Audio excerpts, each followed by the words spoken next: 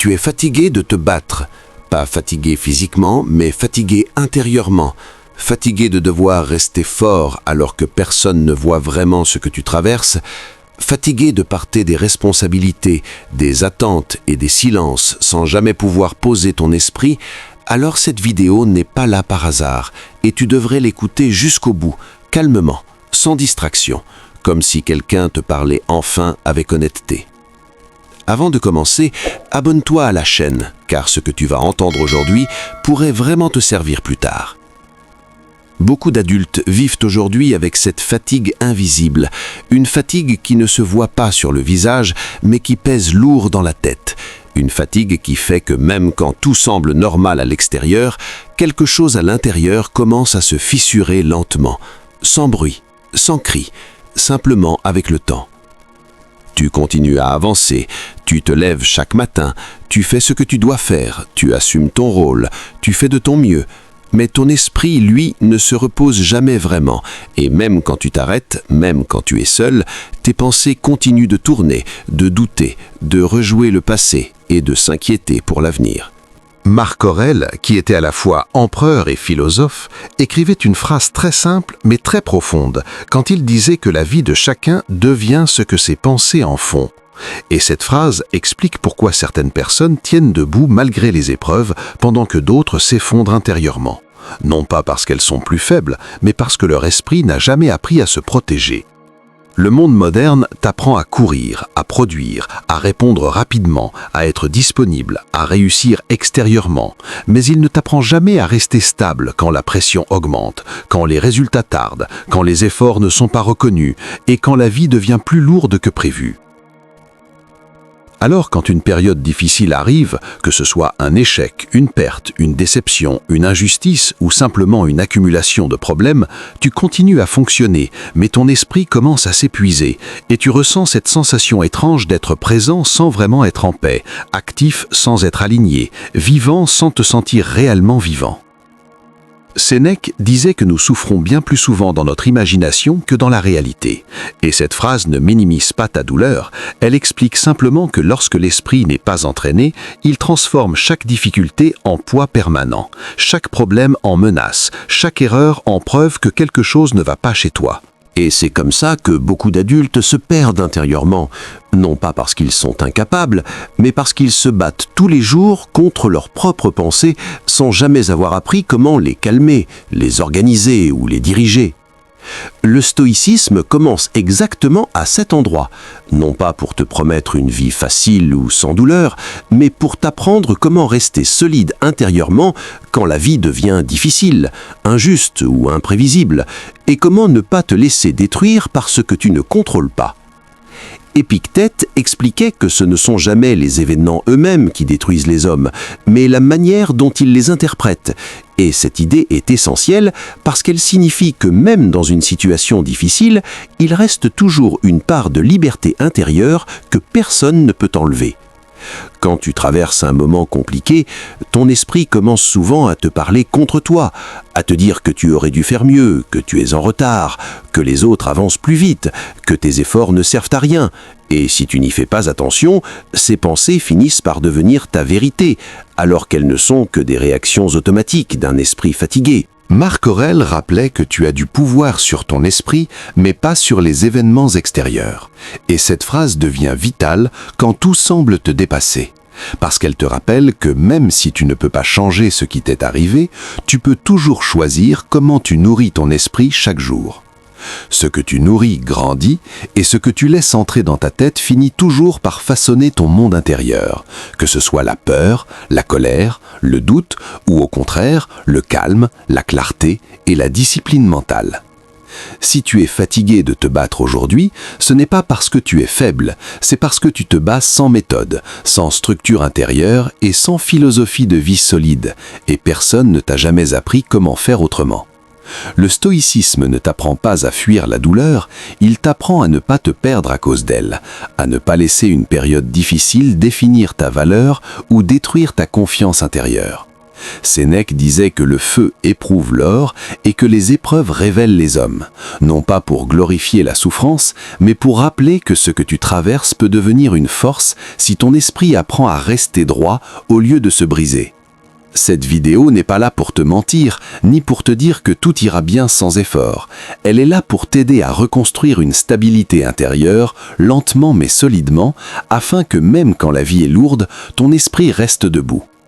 Et dans la suite, tu vas apprendre comment transformer cette fatigue intérieure en discipline, comment retrouver une direction mentale claire et comment avancer même quand la motivation disparaît, parce que la vraie force ne vient pas de l'excitation, mais de la maîtrise intérieure. Quand on est fatigué intérieurement depuis longtemps, le plus grand danger n'est pas de tomber une fois, mais de commencer à croire que cette fatigue est devenue normale, que cette lourdeur fait partie de qui l'on est et que la vie sera toujours ainsi, sans pause, sans soulagement, sans clarté. Alors qu'en réalité, ce n'est pas ta vie qui est cassée, mais ton esprit qui n'a jamais appris à se reposer correctement. Beaucoup d'adultes attendent un déclic extérieur, une opportunité, une aide, un miracle ou une motivation soudaine. Mais les stoïciens nous enseignent quelque chose de très différent et de beaucoup plus solide, à savoir que la reconstruction commence toujours à l'intérieur, souvent dans le silence, loin des regards et sans excitation particulière. Marc Aurèle écrivait que « celui qui sait se gouverner lui-même ne dépend plus du monde extérieur pour rester stable ». Et cette idée est fondamentale, parce qu'elle signifie que même si ta situation ne change pas immédiatement, ton rapport à cette situation peut déjà commencer à changer. Et c'est souvent ce changement intérieur qui ouvre ensuite la voie au changement extérieur. La première chose à comprendre quand tu traverses un moment difficile, c'est que tu n'as pas besoin de régler toute ta vie en une seule fois, parce que vouloir tout réparer d'un coup est souvent ce qui épuise encore plus l'esprit. Alors que la vraie discipline commence par des décisions simples, calmes et répétées, prises chaque jour sans bruit. Le stoïcisme t'apprend à revenir à l'essentiel, à te demander chaque matin ce qui dépend réellement de toi aujourd'hui, non pas dans un mois ou dans un an, mais ici et maintenant.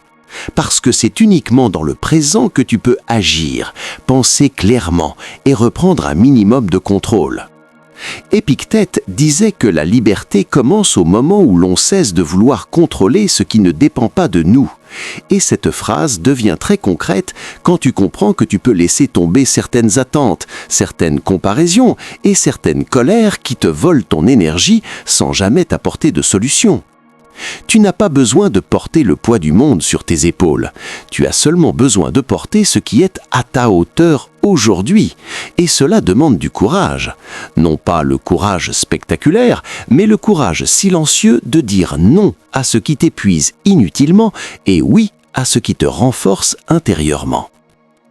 La motivation, contrairement à ce que beaucoup pensent, n'est pas quelque chose qui précède l'action, mais quelque chose qui naît souvent après l'action, quand tu commences à bouger même sans envie, même sans énergie, simplement parce que tu as décidé de ne pas abandonner ton propre esprit. Sénèque disait que la constance est plus puissante que l'enthousiasme, et cette phrase est essentielle pour comprendre la réussite à long terme, parce que ce ne sont pas les grandes décisions prises dans l'émotion qui transforment une vie, mais les petites décisions prises calmement et répétées jour après jour. Si tu veux reconstruire ta force mentale, commence par protéger ton esprit. Limite ce que tu laisses entrer, fais attention aux informations que tu consommes, aux comparaisons que tu nourris et aux discours négatifs que tu répètes en silence, parce que ton esprit finit toujours par devenir le reflet de ce que tu lui donnes à manger. La discipline stoïcienne ne consiste pas à se punir ou à se durcir, mais à se respecter suffisamment pour ne pas se laisser entraîner dans des pensées qui te détruisent lentement, même si elles semblent normales ou partagées par tout le monde. Marc Aurèle rappelait que l'âme prend la couleur de ses pensées, et cela signifie que si tu veux changer ta vie extérieure, tu dois d'abord nettoyer ton monde intérieur, non pas en supprimant toutes les pensées négatives, mais en apprenant à ne plus leur donner le pouvoir de diriger tes actions. Quand une pensée négative apparaît, le stoïcien ne se bat pas contre elle avec violence, il l'observe, il la reconnaît, puis il choisit consciemment de ne pas la suivre. Et ce simple geste, répété chaque jour, finit par renforcer l'esprit comme un muscle que l'on entraîne doucement mais régulièrement. La réussite, dans la vision stoïcienne, n'est pas seulement matérielle ou visible, elle est d'abord intérieure, parce qu'un esprit instable ne profite jamais longtemps de ses succès, alors qu'un esprit stable peut traverser les épreuves sans se perdre et savourer les victoires sans arrogance. Sénèque disait que ce n'est pas l'homme qui a peu qui est pauvre, mais celui qui désire toujours plus. Et cette sagesse est précieuse aujourd'hui, parce qu'elle rappelle que courir sans cesse après ce que tu n'as pas encore t'empêche souvent de reconnaître la force que tu es déjà en train de construire. Si tu traverses une période difficile, rappelle-toi que cette période ne définit pas ton avenir. Elle teste simplement ta capacité à rester droit sans te durcir, à avancer sans te haïr et à apprendre sans te condamner. La vraie force mentale ne se voit pas toujours. Elle se manifeste dans la manière dont tu te parles quand personne ne t'écoute, dans la façon dont tu te relèves intérieurement après une journée lourde et dans ta capacité à continuer même quand personne ne t'encourage. Marc Aurèle écrivait que la tranquillité parfaite consiste à bien ordonner son esprit. Et cette tranquillité n'est pas l'absence de problèmes, mais la capacité de rester calme au milieu d'eux, de ne pas te perdre émotionnellement et de garder une direction claire même quand tout n'est pas encore réglé. Si tu es encore là à écouter ces mots, c'est que quelque chose en toi n'a pas abandonné. Même si tu es fatigué, même si tu doutes, même si tu te sens parfois perdu. Et cette part de toi mérite d'être protégée, renforcée et respectée. Tu n'as pas besoin d'être parfait pour avancer, tu as seulement besoin d'être honnête avec toi-même, patient avec ton esprit et constant dans tes efforts. Parce que la transformation réelle est souvent lente, discrète et invisible aux yeux des autres. Cette vidéo n'est pas une promesse facile, c'est une invitation à changer ta manière de te battre, à ne plus lutter contre toi-même, mais à apprendre à te gouverner avec calme, discipline et sagesse. Et si ce message t'a parlé, si tu t'es reconnu dans ces mots, alors sache que tu n'es pas seul dans ce combat intérieur et que cette chaîne est là pour t'aider à renforcer ton mental, à clarifier ton esprit et à avancer avec plus de stabilité dans un monde qui pousse au désordre. Abonne-toi non pas par habitude, mais parce que tu choisis consciemment de protéger ton esprit, de nourrir ta force intérieure et de continuer à avancer, même lentement, mais toujours dans la bonne direction.